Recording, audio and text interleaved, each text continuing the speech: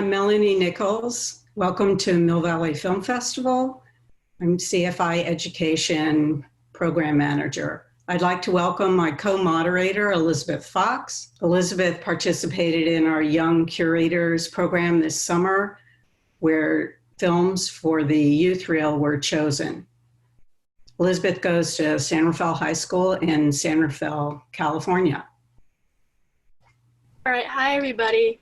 I'm here to interview Ian Duncanson and Ethan Swope for the documentary film Migrantes. How are you both today? I'm doing well, thank you. Better than ever, thank you very much. Yeah, so to start off, how long have the two of you been making films individually? So I think so this Migrantes was the first big one that we've done together, and I believe that we've done, various other projects relating to journalism, or maybe collaborated on a few smaller media projects. But I think this Migrantes one was the first big one where we really just had a good amount of time to collaborate and then just really produce something that we think is great. Absolutely, yeah. This is the first one that we had done together, but I've been, making some films, smaller ones on the side, and I've had an interest in photography for several years. So I've always been trying to document local stories around the Bay Area, but this is the first one I really, went outside of, the country for this one. Yeah. So what motivated the both of you to make a film about this topic? Yeah, so I've always had an interest in news and events, world events around the world. And so when I saw the headlines of the migrant caravan, I knew that this story captured my attention and I wanted to see it firsthand. And so I reached out to my good friend Ian because I knew he shared a passion for journalism and filmmaking. And because he grew up in Mexico, he spoke the language. And, because of his empathy, I knew he could connect both with, people seeking asylum and then as well as being able to translate the story. Yeah, kind of going off that, from my perspective, I think I'd just come home from school or something like that, and I get a call from him, and that's nothing weird. We're friends. We call each other all the time. But what was weird was the first thing he told me was, Ian, what's up? Hi, how are you doing? Do you want to go down to Mexico and film the migrant caravan with me? And at this time, I'm literally walking up my driveway, and this is the first thing I hear, and I look up. And I think my dad was working on the car or something, and he saw my face. He's like, "What's up? What's going on?" And I'm like, "I think I'm going down to Mexico, like tomorrow."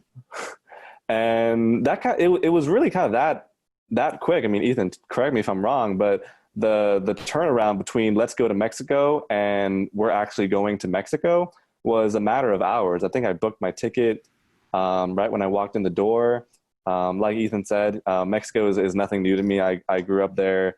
I speak the language. My family isn't Mexican, but we're family of immigrants going deep into Latin America, and this was it was definitely something that called to me in a different way. And I figured who else would come at me with a pitch like that, but Ethan, to be perfectly honest.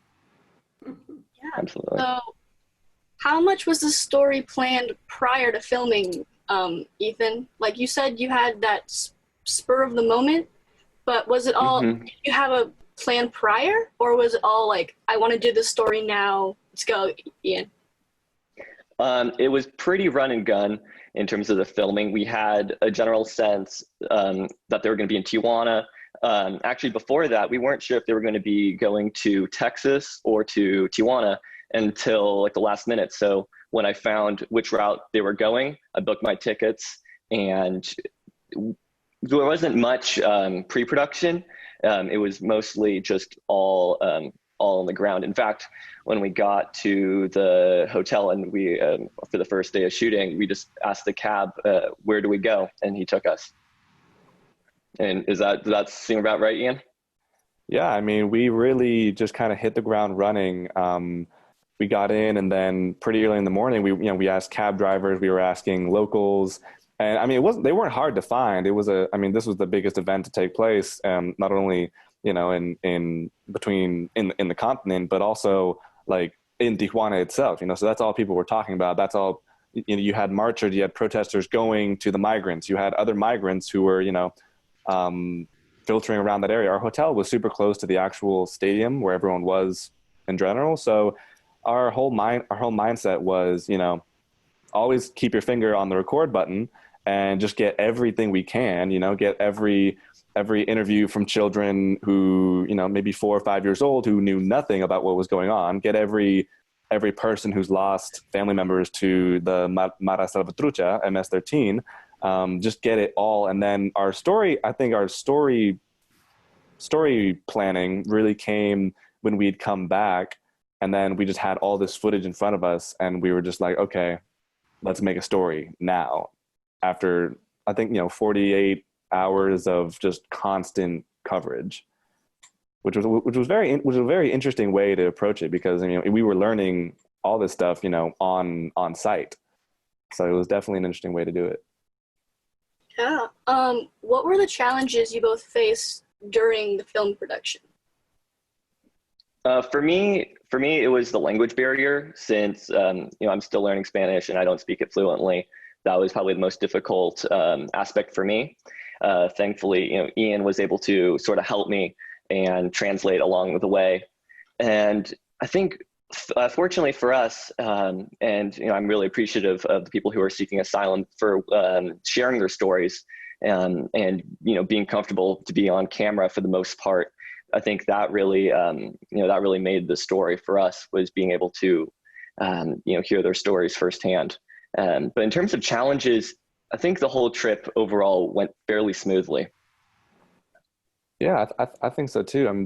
During the trip itself, there weren't any, at least from my end, I didn't really have any complications. It was definitely, it was very interesting to take it all in. Especially coming from, I grew up in Jalisco, which is a few states down from Tijuana, and we never really learned anything about the history of immigration or the border history in Mexico. We just kind of learned that it exists, and then that was where we cut it off. So seeing it firsthand, and then still having that connection, like, this is my home. And obviously, I've lived in America for a number of years to where I'm an American, I'm a citizen, but it was definitely kind of not an identity conflict, but it was interesting to kind of be on the crossroads between those two sides of my identity. So but physically, I think editing went pretty smoothly, just working around each other's schedules, and that was, I guess, the only complication. Like you said, it went pretty smoothly. Did you get stuck when the border closed? No, I didn't. Yeah, but you did. In your film, you said that the border was closed at one point when you were there. Right. So Ethan, they flew. I stayed an extra day. Yeah, They stayed an extra day. When we went out, because we crossed the border on foot, and at that time there was a notification that I think the migrants were planning on charging the border, or some group were planning on charging the border, and then whoever got through. And so with that, that obviously would have been an issue. So the entire border was just completely shut down, and we came in literally 48 hours before that, and it was clear. We walked in. I don't even think we showed anything aside from our passports, right? So it was super easy. And then coming back, you have just layers of barbed wire, armed guards from both sides, Border Patrol, ICE, and then the Mexican Federales, just completely fortifying the whole area. It was good for us because we got a chance to get some extra interviews, get some extra perspectives on that part of the issue. Then you have the fact that there are workers from Mexico who rely on jobs in San Isidro, in San Diego, right? And they're not able to get across, and so what are they supposed to do, right? Which kind of played into our perspective of the fact that not all Mexicans are in favor of this super lenient immigration idea. A lot of them actually want more tight borders, especially on the southern side. So that really kind of, if anything, it was honestly a blessing, just to get that tail end and to kind of like tie up the story. So, and it was interesting because we thought we weren't going to get across. So, well, how did the two of you split up the different roles while filming? Like, did one person just do camera the entire time? Did one do mic the entire time? I mean, I think it was both. We both had our cameras with us and we were rolling the whole time, but sometimes we'd switch off for doing interviews. But the whole time it was very run and gun. So we were just capturing what we saw. You know, there are some moments that stood out to me where, you know, there was a little child, must have been, you know, a few months old, just crawling around I think it was like the cement and then some like piles of clothes. And, you know, I'm sure for one of the things I remember from Ian was we went down to Las Playas, which is right on the beach with the border. And there was a little footprint in the sand that had reached across the U.S. soil and had dug its foot across. And so that was eye-opening because I said in like the film, it's like this is probably the closest that they'll ever get to America. But at the border, you know, just seeing both sides, it was quite fascinating. But in terms of splitting up the roles, I think it was pretty even. But really, Ian took it away with the editing. He did a really good job with that. I appreciate that. But I mean, like you said, it was really like split. Like I wouldn't say this is my film. I wouldn't say this is his film because like I couldn't have done it without him. He couldn't have done it without me, right? I mean, yes, I speak Spanish fluently, so communicating with the migrants was a lot easier. But I mean, I don't know if you've seen anything Ethan has done. He literally runs into fires and goes to protests. So like I would have definitely. And he has the idealism where like this would definitely be something he would do, you know? So, and I couldn't do it with anybody else just because of the fact that, you know, a lot of people just aren't built that way, you know, they don't have that mindset. So, you know, and for me, you know, yeah, we did switch off a lot of filming, you know, because I think our idea was it's not about us, you know, it's about them, you know, this is the film trying to capture them, and whoever's on camera, you know, it's not for. It's not to show us, like, look at us, we're in Mexico. It's to show them, you know? So, and it worked out really well. And I think we did a good job with that. Yeah. Nice. What different emotions were the two of you feeling while you were there witnessing everything going on around you?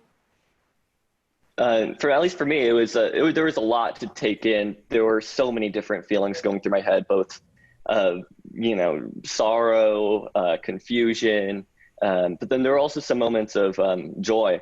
But you know, one of them was the locals in Mexico. They were protesting against the migrants being there, and so they had to lock the camp down. And so at supper time, people were trying to get back over the camp to get some food, and they couldn't, a lot of them. And so because there was just such a little amount of food, so there was, you know, a lot of feelings of, you know, sorrow and grief. But then there were a lot of stories that I heard of hope and of people talking about how they want to get to California and see the Warriors, and how Stephen Curry is their favorite player, and how you know, there were a lot of different, you know, things I could connect to with them on a personal level. But for me, at least, it made me appreciate the privileges that I have, you know, being an American citizen, and how, you know, some people just, you know, it's because they've come so far, they still might not be able to get to America. Yeah, I think going off of what he said, it was humbling to a different level, because it at least for me, it didn't just give me the sense of, oh, I'm grateful for what I have. I am very much, but also it gave me it put things into perspective, because you have these children, like I said, 3, 4, 5 years old, who have been through more, honestly, than either of us combined. I mean, and to hear that perspective of toddlers explaining things that I didn't even know, you know, they introduced to me the whole concept of MS-13's presence in Mexico. I never put much thought to that before, you know, and I have a 5-year-old named like Andres, who's talking to me about, you know, how his family had walked pretty much from Honduras all the way to Mexico to escape MS-13, right? I keep relaying this imagery. It's a child saying, yes, these gangsters either killed members of my family or are going to kill members of my family, and because of that, we have to migrate. And he said it so logically, as if he was just explaining a fact of life, right? And after talking with a lot of other people, that's just how it is.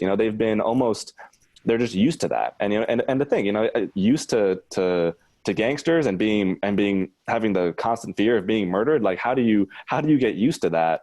But it was just crazy because they still had hope, right? They still, after we interviewed them, they still went running around with the other kids on the playground. They still went and, sat down with their families, smiling, laughing, doing whatever kids do with that baggage still in their head.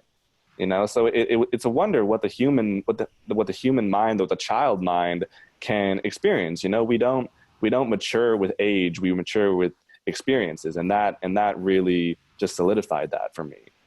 And so I go back to California, to the United States, where that is not even, immigration is an issue everywhere, I believe, but not even close to the severity where I just come from. And walking around Mill Valley, of all places, I'm like, this is so weird, right? This, like, I have clothes on my body, right? The biggest stresses I have at the moment, maybe, are school, college applications, definitely, that's very stressful. Certain family issues, maybe some issues with my friends, right? But at the end of the day, like, where am I? I'm right here in the same place that I've been, and I'm still safe. I'm not being pursued by people who want to harm me. And I'm having 3 meals a day, right? And it's peaceful, weirdly to say that. It's peaceful to have that feeling, seeing the fact that kids who have it so much worse than me can still, like, have a clear mind and just live. Yeah, that was powerful. When filming and editing and putting everything together, how long did that take itself? Was it a couple of days, was it a couple of weeks, a couple hours? Well, let's just say we went through a few revisions. It took us a few months to put the whole film together. And then after that, we kept still making some tweaks. And then as the time went on, we had to adjust the story for, to update it in terms of events that are happening now. But it probably, I don't know, Ian, how long do you think it took? Definitely a couple months. I remember we got back, and the first thing we said, especially to our journalism teacher, because this whole thing started out as kind of, let's do something fun for our high school publication. Obviously, it went so much farther than that. But our initial idea was, hey, yeah, maybe 2 or 3 weeks. We'll just constantly going at it. Easy. What's the hardest it could be? But like Ethan said, like, the news was constantly changing, right? So perspectives were constantly changing. New events were popping up where we couldn't just publish this film without addressing those events. And it was one of those things where, like, we kept on tweaking and editing and then changing and then having a totally new idea and then scrapping it all. A lot of music changes. The music was definitely a big factor. I think the interviews of us took like 3 takes. I think somewhere in our camera we have us wearing like 3 different outfits because, like, of the 3 different times that we did it. And then we'd find out that, oh my God, in the film we have one segment of Ian wearing this shirt and another segment of Ian wearing this shirt, but he's saying good things in both of them, and he didn't say those 2 things in one take. So then we have to retake it all and then say those things in one take with one outfit. So just like it was definitely a lot, but I mean, it worked out. So yeah. Is there anything different you would do while you were filming? Were there different things you would have rather capture that you didn't capture when you were there, or things you wish you didn't capture? I think stayed longer. I'm just gonna go and say that, like, I wish we would have had maybe like a week just to completely go into that. Absolutely what Ian says. I mean, we were only down there for, I think, 20 or like 40, 48 hours, 72 hours. And I mean, we got a lot of footage, but I think I personally would have loved to stay much longer, and, you know, possibly, you know, follow one family the whole time. But, you know, due to our limited amount of time, you know, I think we got a lot. Yeah. Were there specific stories that really stuck with you? Like, I know you mentioned the story about the little boy Andres, but were there other stories that just were like hit you right there that you didn't really expect to? Yeah, I mean, there was one person who didn't want to share his face, but he had this newspaper clipping of, it was a news story of how his family had been killed. He had wanted, or his family, if you can't pay rent to the gangs, then they will kill you.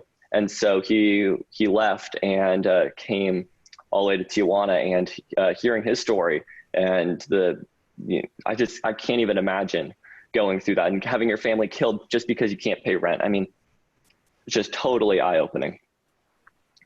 Definitely, that was the first thing I was going to go to. That man, I mean, and because in the film, his back is turned. We don't show his face. And that's because he requested, I don't want this to go somewhere and then be found out, you know, and that's how bad it was. Like, that is how extreme his situation was. I mean, if I get recognized, like myself and my family, they're all dead straight up. Which like, again, where else do you have that happen in this world? Right. And I'm looking in him in the eye in the film. All you see is me, but I'm pretty sure my face is listening to this. And I'm like, oh my God, like you've been through hell and back, straight up. Like, more than anybody I've ever met, like, that man had been through hell and back. And just crazy. There was another one, a kid named Fernando, the cutest kid I've ever met. I mean, I could show you his. He is still my background for my phone. It's crazy, but he was this super small kid, super playful, was always hanging out with us, and also telling us similar stories. You know, we're trying to get to America. We're fleeing from gangsters or the government, or we're just too poor to make a living. And I remember we were talking to them, and in our interview, we're like, "What do you want to be when you grow up?" And he turned to Ethan. He's like, "A photographer, like you." And I don't know how Ethan felt about that, but I almost just crumpled. I was like, that is the cutest thing I've ever heard in my life. I have another moment. It didn't make the film, but there was a person outside of the camp, because before you could go in, there's a line to get into it. And so we were talking to someone, and he was telling me how he's trying to get back to America to see his daughter that he hasn't seen in many years, and he's lost contact, but he still had a phone number for the daughter. And so I went onto my phone and kept, you know, I basically traced the phone number and tried to find any information I could. And we gave him like a list of a bunch of numbers that he could call when he gets, you know, and I think we even let him call a bunch. So I don't know if he was able to get through, but I do remember just, you know, trying to help out as much as I could. But I was just thinking, I can't imagine, you know, just losing contact with your family is just, you know, heartbreaking. Yeah, very much. How many people went down there? Was it just the two of you? Did your families tag along? Did you bring other people from your journalism class? So for us, it was just me, Ian, and then my father and Ian's father. Ian's father is actually a journalist, and so he's had a lot of experience covering stories similar to this. And my father, he's also he's a filmmaker, and you know, in advertising, and so together we worked on this project. It was nice too, because I think they both understood that, you know, this was something that was ours. It was all of ours, but for Ethan and I, it was very personal, right? So they, which I really respected, they didn't act as if, you know, they because they had experience, because they were professionals, this was their show. they really allowed us to gain that experience for ourselves, and which was like it really, really inspiring for us as, you know, as adolescents who really want to, you know, pursue something like that. It was nice to get that full on experience without it being filtered by, you know, professionals. And it was nice, you know. So the few shots in the film where, you know, Ethan and I are together, that was filmed by, you know, one of our fathers. And it was good. It was a good team to do it with.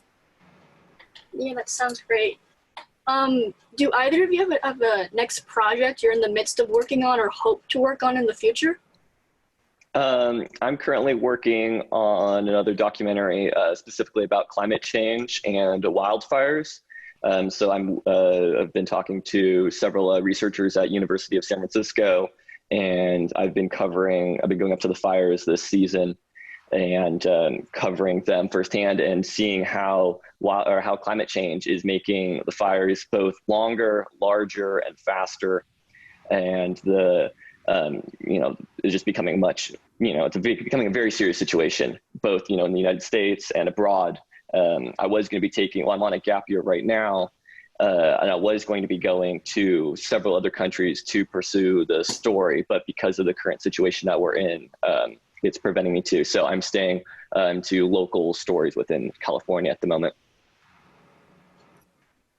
For me, since that, I've done a few shorter ones, mostly for I don't know, you guys are probably familiar, mostly for the AIM program at Tamalpais High School.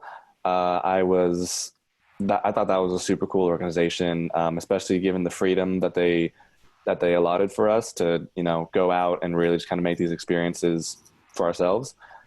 Since the Tijuana documentary, we did 3. And one of them was actually the one I went to right after Tijuana. I went to LA to shoot an interview for a documentary I was doing on conversion therapy, which I don't know how much you guys know about it. It's the whole institution of converting the LGBT community to being straight, because people think it's some sort of disease. You know, you've probably heard of the whole "pray the gay away" thing.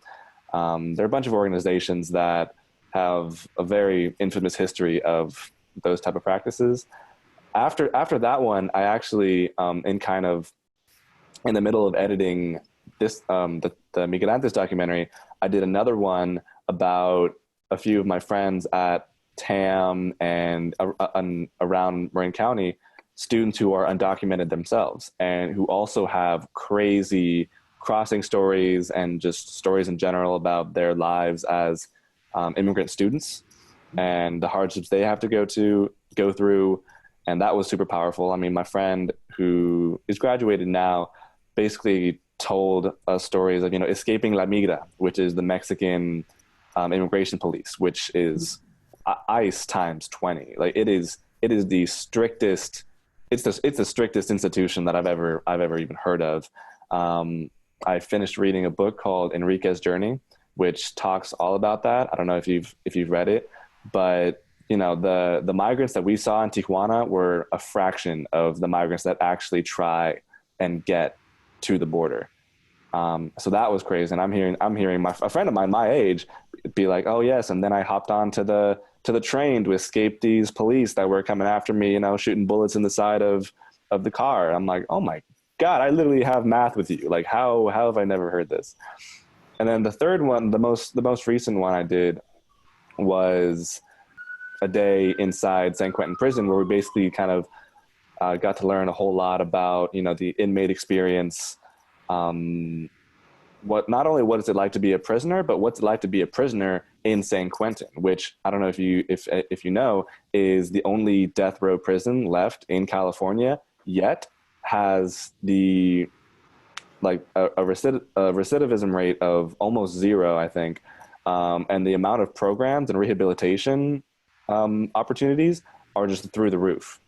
And if you're a prisoner, I mean, they told us, if you're a prisoner, you want to come here, right? And it's like, And you think about it, like death row prison, like but I want to come here. And they're like, yes, this is the place you want to be if you were a prisoner looking for reform or looking to get out and actually be a better person and not have to come back. And so that's to answer your question in a very long format. That's been my experience. Again, I definitely want to do something in the future. Right now, classes started last week, so I've been busy with that. But I think Migrantes of all things kind of just showed me that if I really wanted to, and if we really wanted to, and if anybody else wanted to with us, we could definitely make another Migrantes or another documentary on something totally different, but just as fascinating. And I think that was cool. Film is obtainable. You just have to have like the mindset and the determination to do it. And I think that's super powerful. Yeah, that is powerful. Do you both mind giving advice for young aspiring filmmakers out there? I mean, the simplest thing to say is just do it. I mean, everyone has, whether it's their phone or a camera, just find a story in your community and tell it. There's so many out there. You just have to reach out to people and talk to people.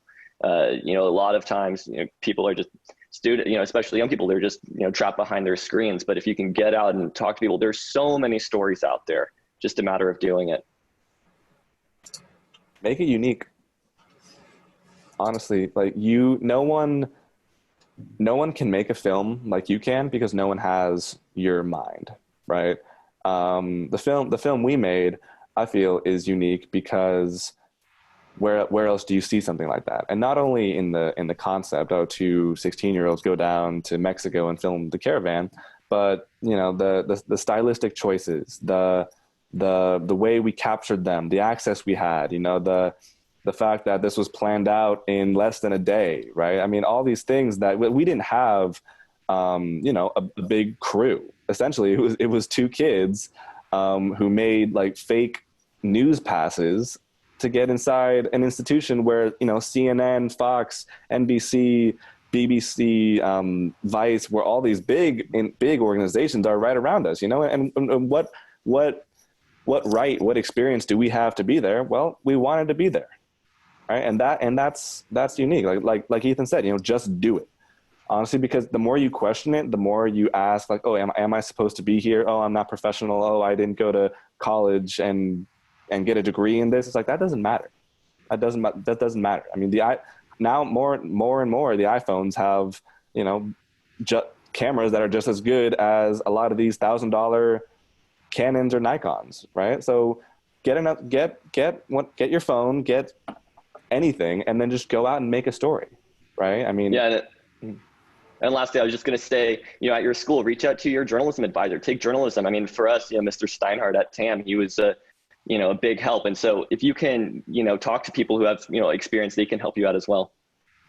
People are always willing to help kids, honestly. That's really true. And use that, to all the aspiring student filmmakers out there, use that to your advantage. You are in a position where everyone wants to help you, right? Because you're a kid, you're growing up, you're just learning things. You're going to be the next generation of the professionals, right? So of course they want to help you. They want to keep the business going. They want to keep that good content coming up. So sometimes it takes an email, sometimes a call, sometimes a short run-in at a coffee shop, like anything. Just students have a big presence, and a lot bigger than they think they do, which is really interesting.